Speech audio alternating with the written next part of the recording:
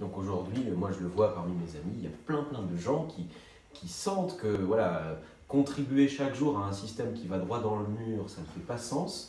Ils voudraient en sortir, ils ont plein d'idées en tête, mais ils n'ont pas les moyens de les réaliser. Voilà, c'est ça. Et donc, bien sûr, ce qui permettrait de les réaliser, c'est de leur assurer des conditions de vie pendant le temps qu'ils mettent en place leur entreprise, leur projet, leur association.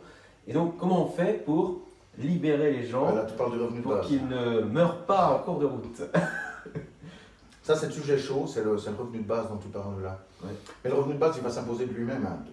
Même Milton Friedman, l'ultra Oui, c'est vrai, ils sont pour le préconisait. Donc, je veux dire, tout le monde le préconise, c'est obligé, c'est la seule solution. Alors déjà, le revenu de base, avant même de parler du revenu de base lui-même, ouais. on va déjà dire deux choses. Il a une première qualité, c'est qu'il nivelle la capacité de revenu de chacun. Parce qu'aujourd'hui, il y en a qui ont des travaux pénibles qui gagnent mal leur vie, d'autres qui ont des travaux peu pénibles qui gagnent bien leur vie.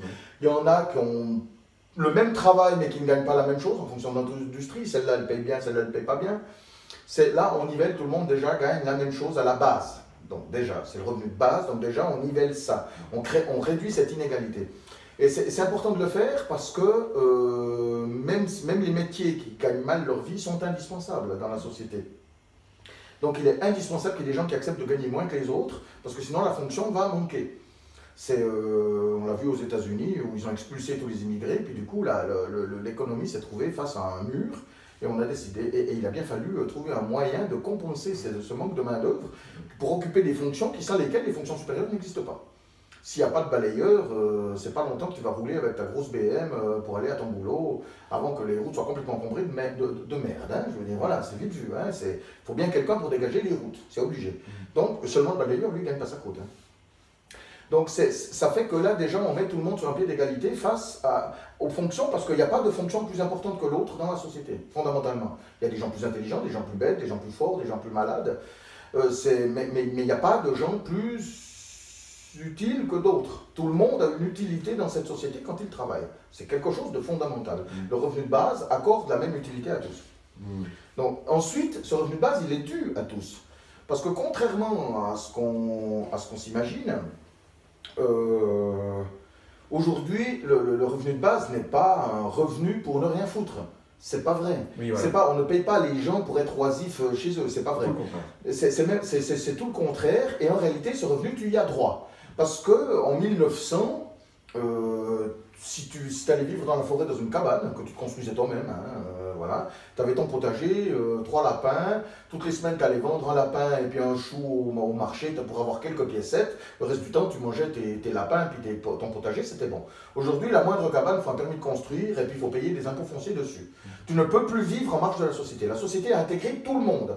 Ça fait que tout le monde contribue à la création de richesse. Donc tout le monde a droit à sa part. Même si elle ne travaille pas. Le travail, c'est en plus.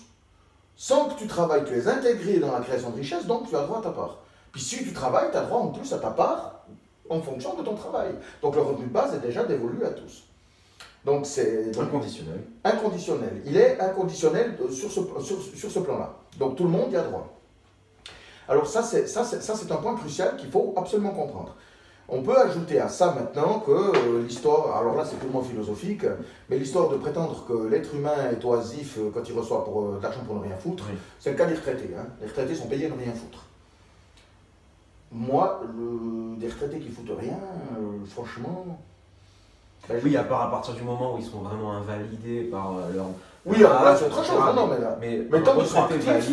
c'est quelqu'un d'actif, oui. De très voire actif, même plus actif. Bien plus actif qu'avant. C'est vrai. Là, aujourd'hui, en réalité, cette théorie de l'oisiveté, si on n'a pas de travail, on est oisif, c'est vrai, tout simplement parce que, pour illustrer, imaginons que tu aies une heure de chambre tous les après-midi, tu as 2 heures de chambre. Oui. 2 heures de chambre, tu ne peux pas commencer quelque chose, donc c'est 2 heures où tu vas t'emmerder. Tu ne peux pas commencer quelque chose. Donc ça fait que tu vas devoir attendre, perdre 2 heures de ta vie, tout simplement. Tu n'as pas le choix parce que tu dois te maintenir prêt à reprendre ton travail. Les vacances, c'est la même chose. Tu pars 3 semaines en vacances, en 3 semaines, tu ne vas pas en profiter pour entreprendre et puis créer quelque chose. C'est pas possible, en 3 semaines, tu ne peux rien faire. Donc tu ne fais que profiter de tes vacances. Tu vas te baigner, tu vas te bronzer, tu ne peux rien faire d'autre, tu n'as pas la possibilité. Et créer quelque chose, ça prend des années. Oui. Ça prend 2 ans, 3 ans, 4 ans, Oui, 5 oui, ans. oui, oui. Donc ça fait que tu ne dois pas travailler pour créer. Donc en fait, aujourd'hui, ça fait que celui qui n'a pas de travail est oisif. Parce qu'il ne peut pas faire autre chose. S'il fait autre chose, il se trouvera indisponible pour pouvoir travailler le jour où il peut retravailler. Donc il va se maintenir disponible et donc ne rien faire pendant ce temps pour être prêt à retravailler. Donc il est oisif. Mais si la nécessité même d'avoir un emploi pour vivre n'existe plus, puis que tu proposes aux gens un moyen non seulement de réaliser leur projet ou de mettre en application leur innovation au travers des autres si nécessaire, que tu leur mets un moyen de contribuer au développement sociétal, tout le monde va le faire.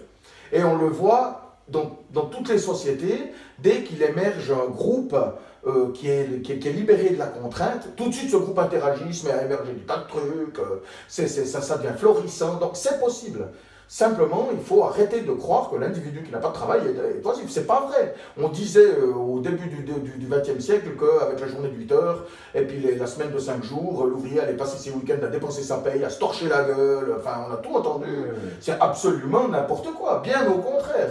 Bien au contraire. Ça a apporté un développement terrible. Donc, je veux dire, c'est pas vrai. L'individu n'est pas oisif par nature. Bien au contraire. De toute façon, dans l'histoire, toutes les créations de génie ont été rendues possibles par le fait qu'ils avaient du temps libre pour développer leur invention, leurs trouvailles, leurs découvertes, etc. L'innovation. Tous les grands sauts technologiques, scientifiques, etc. ont été rendus possibles par des gens qui étaient libérés du travail agricole. Ben c'est ça, oui. L'histoire humaine, en fait. Ce n'est que ça, parce que le travail, c'est récent. Hein. À chaque fois qu'on a pu libérer du temps, il s'en est suivi une création de richesse pour l'humanité. Absolument, c'est évident. Mais il faut que ce temps soit totalement libéré. Oui, vraiment. Le fait de mettre la journée de 6 heures ou la journée de 5 heures, ça fait qu'on va consommer la même énergie pour aller travailler, mais on va moins produire. Donc du coup, on va polluer la même chose, même plus, en produisant moins. Donc c'est encore pire, quoi. Je veux dire, c'est encore plus grave. On ne peut pas faire les choses à moitié. Et on ne sera pas efficace pour le développement sociétal. Parce que le type qui a travaillé 6 heures ou qui a travaillé 8 heures, quand il rentre chez lui, il a fait sa journée, donc il a fini. Point.